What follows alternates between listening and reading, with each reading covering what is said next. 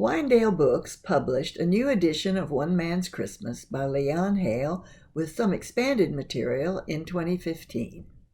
Our reasoning was that in the 31 years since it was first published, 2 generations of kids had grown up, including my own, and many of them had become parents themselves. My favorite story in the collection is Miracles Out of a 22 Chevy, one that will resonate with many parents facing hard times today. Hale and I actually began to write a screenplay of this story. I would handle the screenplay part, and he would handle the dialogue. After a few weeks, we set it aside, but not before I'd decided that the most interesting, if mysterious, character in the story was Hale's Uncle Barney, who doesn't appear in the written story at all. The reason I found his role interesting was that Hale still doesn't know how the miracle referred to in the title came about. The excerpt that follows, A 5-Footer with a Bad Side, is about an experience of Hale's from the 1950s. It makes a good pairing with the story of those Chevy miracles. His reading of this slightly abridged version was recorded in October 2020. A 5-footer with a bad side. Exactly what year it was, I can't say, but I won't forget that I was living then in the doghouse just 4 days before Christmas. The source of this trouble was my announcement that I intended to go see my parents. It was just something I needed to do. My folks were growing old. My father was recovering from a heart attack and not doing so well. Something in the tone of my mother's voice on the phone had told me I better go. So I went.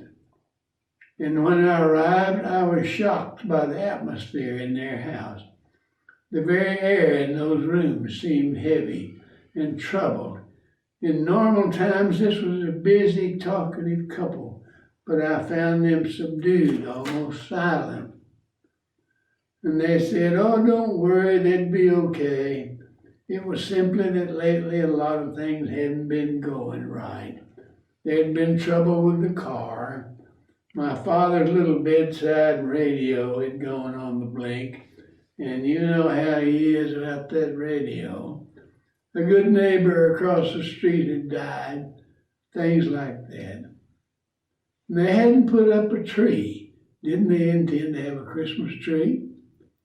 No, they decided to forget about Christmas this year.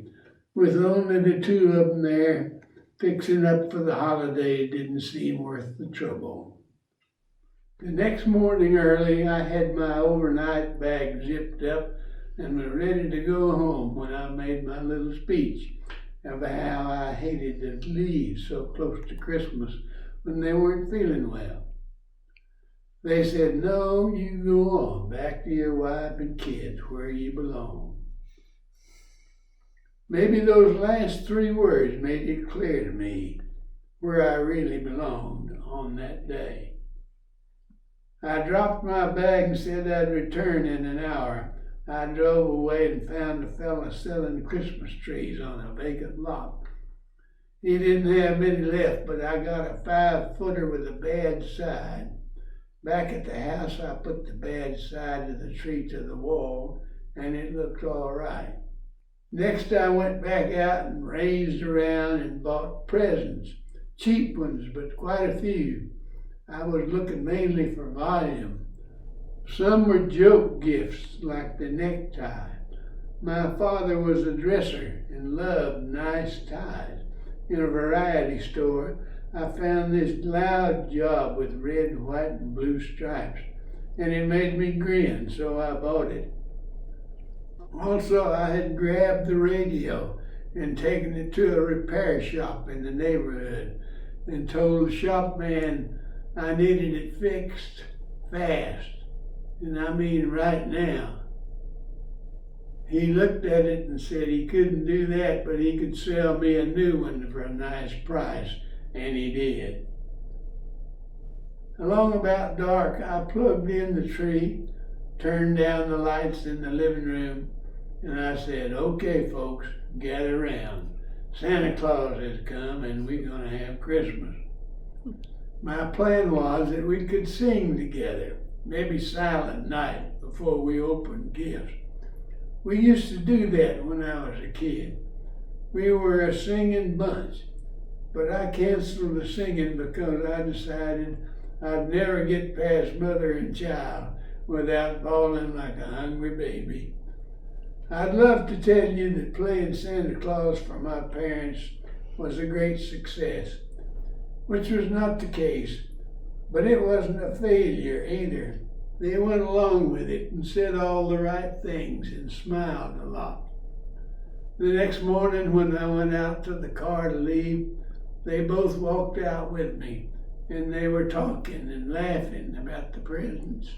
My father was wearing his robe, and he had the red, white, and blue necktie draped across his shoulders.